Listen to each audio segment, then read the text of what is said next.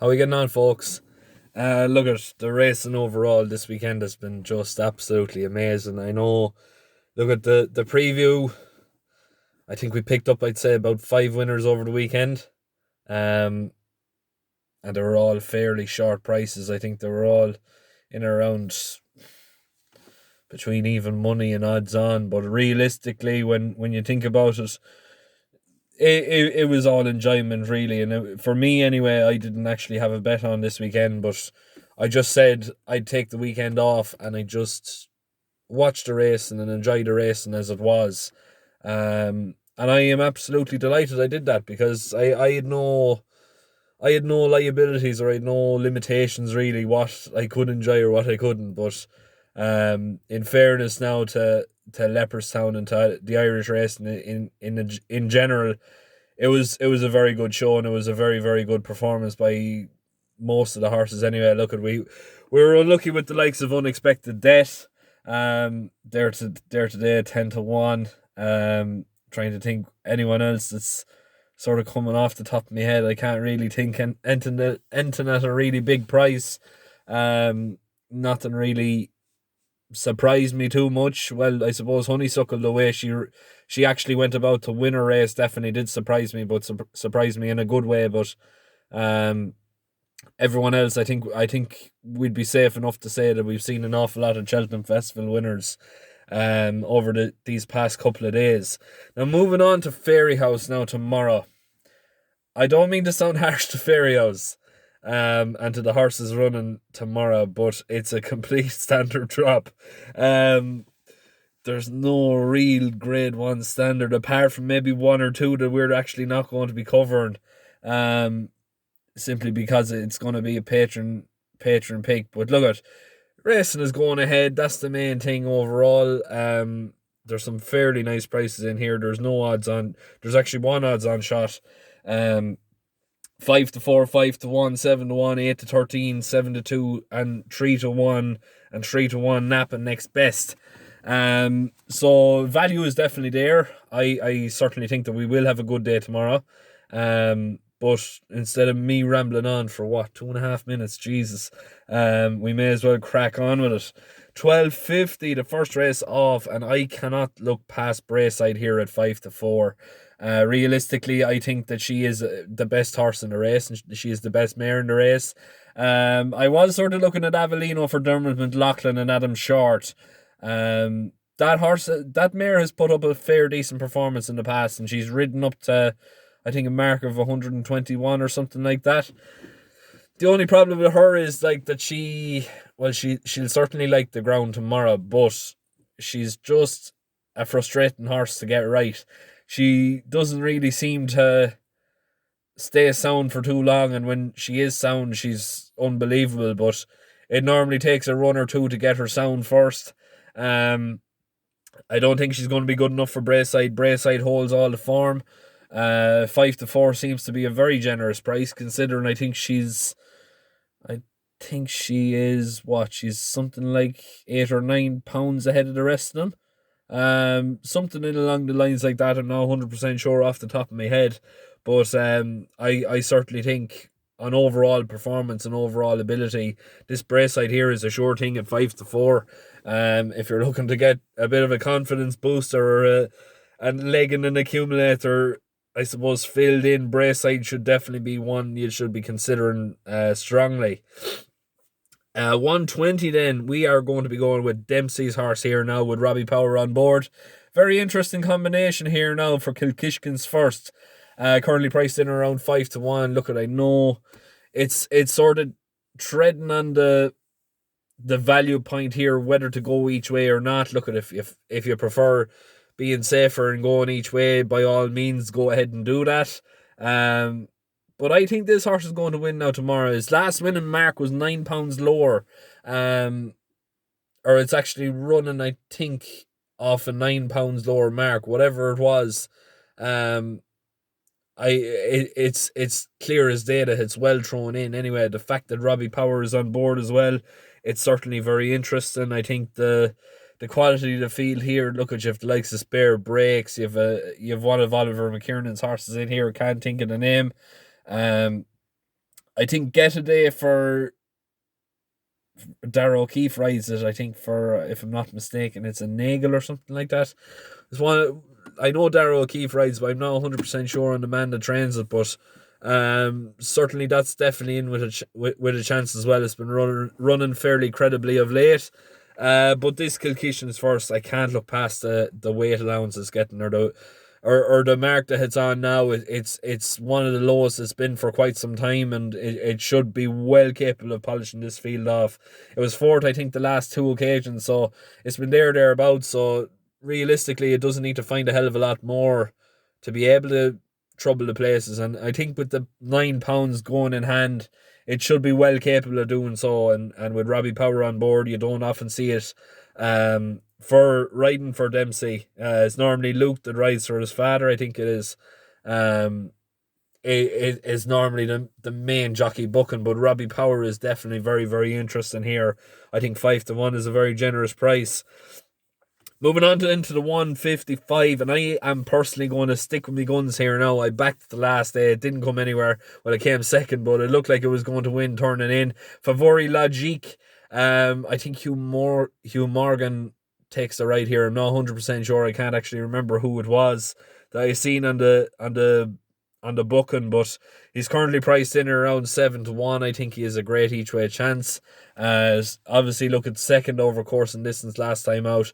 Looked like it was going to win. It was actually this particular race, actually, that the whole field was carried out by that absolute nag of a loose horse. I think something like 8 or 9 horses were carried out, or something along the lines like that. It was definitely a very, very messy affair, turning, I suppose, going for the back straight. But I just think this Favori Logique, it's dangerous to overlook it. It's a very, very interesting sort here, and the fact that it was second here last time out, it shows that the horse is in some sort of form, and some sort of, I suppose, competitive form, more so than anything else.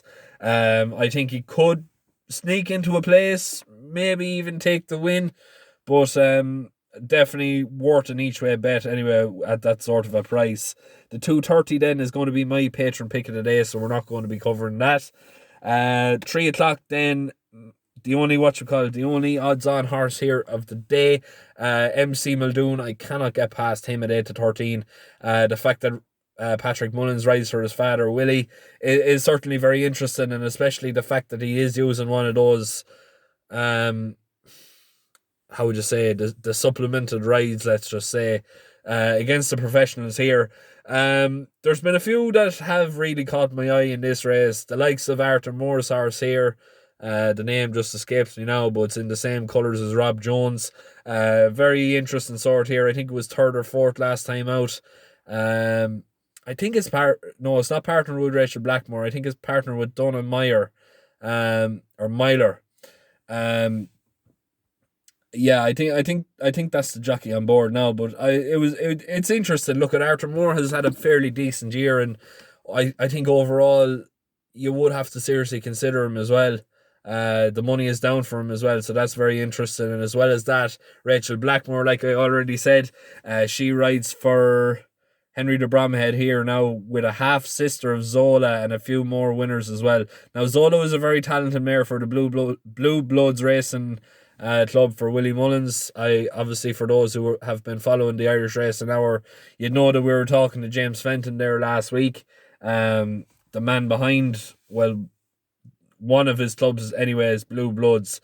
But I think if this horse can be anyway sort of like Zola, it's going to run a fairly decent race, and it's going to put it up to MC Muldoon here. I just think that it might need a run to sharpen him up, or sharpen her up, and different things like that. It's certainly very interesting here, but realistically, I can't look past MC Muldoon. I think the fact that Patrick obviously wants to ride it, and obviously gets to ride now tomorrow, is definitely very interesting.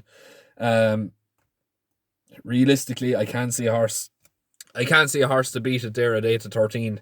3:30 then, I am going to be going with Rachel Blackmore here in this one now for Henry de Bromhead here. Glory Daton at 7-2. I was sort of tied between the favourite here for Willie Mullins as well, and this particular horse, but I've gone with the value. I've gone with the odds against, and the reason being is that this favourite here disappointed last time out, went very green. Now, he is coming from God's stable, and the fact that he is coming from, I suppose, Willie's, that is in serious form, you would have to seriously consider him. And I can make a case, right, he is odds on, but he sort of deserves to be odds on when you look at the whole quality of the field. I'm just putting this down here to Glory Daton being from Henry de Bromhead's here. Maybe they have the horse ready. It's coming from a yard that generally do have them ready first time out. Realistically, I don't know. It's a tricky old one to call, but I certainly think that it's well within its rights and as well within a great shout to say that this horse should be well capable. It's owned by Cheveley Park as well, so they don't own dogs. It's as simple as that. They don't own anything that's not of any real quality, so this favourite here has to be on his toes really to be able to fight off this Cheveley Park challenge now tomorrow. 4:00 then. The nap of the day for me for the YouTube picks, it's going to be going with Crawford's horse here now, ridden by, name has just gone out of my head now, I can't actually remember who rides it, but Little Actress here at 3-1 for Stuart Crawford, certainly takes the biscuit for me. 4th over course and distance here at 300-1, so whether that's something, I don't know. I just think that it's a pretty poor field, and it's a pretty poor quality field. Quarry Little takes the head of the market, and I don't really know what to make of her. I think she is of some sort of standard, but she's not a real great standard, being totally honest. And I just think that if there's any sort of improvers, that she will be vulnerable and she will be, I suppose, up against it. And I just think that this Little Actress here, she should be able to improve some sort, and coming from Crawford's yard as well. Crawford's have been in among the winners in closure there now, say since the season started, and it wouldn't be the biggest shock in the world to see them get a winner in front, especially after the couple of winners, or the one winner they had in Down Ryle last time out. La Chanteuse, I think the name of the horse was. Finally then, the 4:35 is going to be the next best of the day. Regina Draconis at 3-1 for Tom Gibney and Simon Torrens, I think, is riding for it. Currently priced in around 3-1. I just think that this horse, it's a poor quality field. Realistically, this Regina Draconis is the only course and distance winner. It was a very easy course and distance winner last time out in the same conditions. I think that the £9 hike is not going to really stop her, and she should be well capable of polishing this field off. I honestly can't see a horse that's going to beat her down tomorrow, unless there's something completely out of the clouds that's just going to hose up. But realistically, you should be looking at a fairly easy winner. I just think that she is definitely one of the ones to be on tomorrow, and she should be well capable of winning off this sort of mark and this sort of competition. Like, it's not really great standard, and she should be well capable of polishing them off. But look, I'm going to leave it there. That's all I have time for now today. That's all I'm going to be doing tomorrow. Please make sure to keep liking, sharing, and subscribing. I know there's 30 odd subscribers there that have joined up now since the last month, so that's greatly appreciated. Please keep telling your family, friends, whatever, like whoever is interested in Irish racing or might want to get into Irish racing like what I did. It would be greatly appreciated. Like, I think there's 49% watching my videos that aren't actually subscribed, so look, just take the 2 seconds out of your time and just hit that button below. It really does help me out. For those who might want to join up Patreon, I leave a link in the description below. Like I always say, it's €10 a month for those who might want to join up. There today we had a 4.58-1 treble posted up by me there last night. Ryan put up a winner there at 7-4 with the Hulk, partnered up with Rossa, Ryan and Suddle.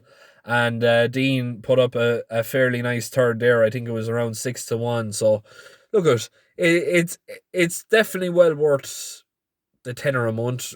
Realistically, it's working out around 250 a week. Not even the price of a pint, folks. Or whatever.